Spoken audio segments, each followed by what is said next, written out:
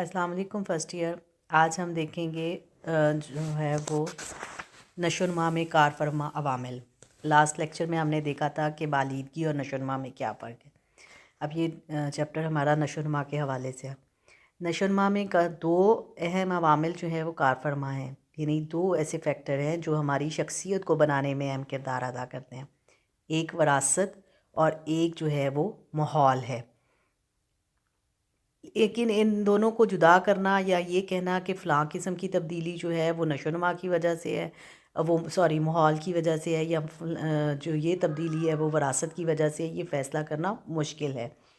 دونوں ہی فیکٹر جو ہے وہ اہم کردار ادا کرتے ہیں. یعنی وراثت اچھی ہے، بچے کو ماحول اچھا مل رہا ہے تو وہ بہترین شخصیت سامنے آئے گی. وراثت میں کچھ خامیاں ہیں، ماحول بہتر ہے تو بھی ظاہر ہے شخصیت میں کچھ نہ کچھ خامی رہ جائے گی. یا وراثت اچھی ہے، ماحول میں کچھ مسائل ہیں تو بھی جو ہے وہ شخصیت میں جو ہے وہ کچھ نہ کچھ خامی رہ جائے گی. تو دونوں چیزوں کا بہتر ہونا فرد کی نشو و نما اور شخصیت سازی کے لیے بہت ضروری ہے. تو یہ چھوٹا سا 2 نمبر کا شارٹ کوسچن ہی آتا ہے کہ نشو و نما میں کار فرما دو عوامل جو ہے وہ کون سے ہیں. تو اس کو شارٹ کوسچن کے حوالے سے ہی آپ نے تیار کرنا ہے. نیکسٹ ہے ہمارا ٹاپک ہیریڈیٹی، توارث یعنی وراثت. وراثت سے کیا مراد ہے کہ کسی بھی فرد میں موجود تمام خوبیاں یا خامیاں جو اپنے والدین اور آباء و اجداد سے وہ پیدائشی طور پر حاصل کرتا ہے وراثت کہلاتی ہیں. یعنی اب اس میں صرف والدین سے بچوں میں خوبیاں ہی جو ہے وہ نہیں ٹرانسفر ہوتی، بلکہ خامیاں بھی، یعنی جو کچھ ان میں پایا جاتا ہے، جیسے کمپلیکشن ہے، کالا کلر ہے، گورا ہے، جیسا بھی ہے وہ بھی منتقل ہوگا. اسی طرح ہائٹ کے حوالے سے بھی ہے، باقی فیچرز کے حوالے سے بھی ہے، ذہانت کے حوالے سے بھی ہے. تو وہ ذہین ہوں گے والدین، بچہ ذہین ہوگا تو یہ خوبی ہو گئی. اگر کن ذہن والدین ہیں اور بچہ جو ہے وہ کن ذہن ہے تو یہ ان کی خامی ہے جو اولاد میں منتقل ہوئی. یعنی وہ خصوصیات اور اثرات جو والدین کے جرمز کے ذریعے اولاد میں منتقل ہوتی ہیں، تخمے حیاتیہ. لیکن یہ نہیں ہوتا کہ یہ صرف خصوصیات والدین سے ہی تعلق رکھتی ہیں، بلکہ ان کے بھی آباء و اجداد سے تعلق رکھنے والی خصوصیات کے سلسلے کی ایک کڑی ہوتی ہے.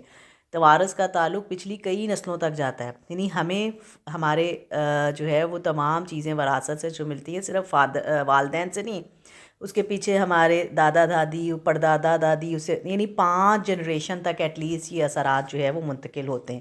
یعنی پچھلی 5 جنریشنز دیکھیں تو ان کا کوئی نہ کوئی اثر جو ہے وہ کسی نہ کسی بچے میں موجود ہوتا ہے. ایک انسانی تخمی خلیے میں 23 جوڑے ہوتے ہیں. یہ اہم ایم سی کیوز بھی ہے کہ کتنے جوڑے ہوتے ہیں، تو یاد رکھنا ہے کہ 23 ہوتے ہیں، اور ہر جوڑے میں ان گنت جینز ہوتے ہیں. جنہوں نے بائیو پڑھی ہے وہ جانتے ہیں ایکس اینڈ وائی کروموسومز جو ہے وہ جینز میں موجود ہوتے ہیں، جن کے ملاپ سے جو ہے وہ پھر آگے بچے پیدا ہوتے ہیں. تو یہ جینز وہ اکائیاں ہیں جو والدین کے توارث کی خصوصیات کی حامل ہوتی ہیں، اور انہی کے ذریعے والدین سے تمام تر جو خصوصیات ہیں وہ اولاد میں منتقل ہوتی ہیں. اچھا، اب انہی جینز کی وجہ سے کچھ موروثی بیماریاں بھی اولاد میں منتقل ہو جاتی ہیں، جیسے ایڈز ہے.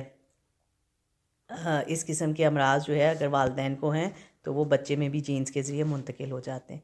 انسانی خصوصیات جیسے قد و قامت ہے، آپ کا اسکن کا رنگ ہے، آنکھوں اور بالوں کا رنگ ہے، سر کی آپ کی جسامت ہے، ہڈیوں کی ساخت، یہ ساری چیزیں وراثت سے جو ہے وہ ملتے ہیں. اسی طرح کسی بھی کام کو سیکھنے کی رفتار کیا ہے، اسے کرنے کی رفتار کیا ہے، یہ بھی توارث کا نتیجہ ہے. یعنی جتنی جلدی آپ کے والدین سیکھ لیتے تھے، جیسے وہ کام کرنے کی جو خوبی یا رفتار ہے، وہی چیز بچوں کو بھی منتقل ہوتی ہے. تحقیقات کیا ثابت کرتی ہیں کہ ذہین والدین کے بچے عموماً ذہین ہوتے ہیں. اسی طرح جو والدین متوسط ذہانت رکھتے ہیں ان کے بچے بھی متوسط ہوتے ہیں، اور کن ذہن یعنی بالکل کم عقل والدین کے بچے بھی کن ذہن ہوتے ہیں.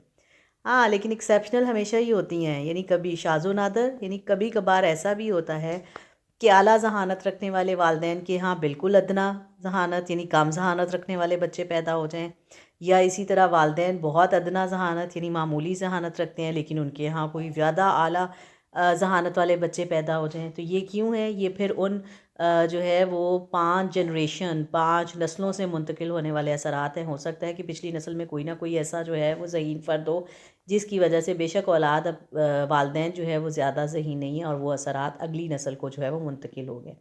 تو یہ جو ہے وہ وراثت کا سلسلہ 5 نسلوں تک کم از کم جو ہے وہ چلتا ہے، اور ساری خصوصیات جو ہیں وہ والدین کے ذریعے اولاد کو خوبیاں اور خامیاں، یہ 2 چیزیں یاد رکھنی ہے کہ صرف خوبیاں ہی منتقل نہیں ہوتی، خامیاں بھی جو ہے وہ اولاد کو منتقل ہوتی ہیں۔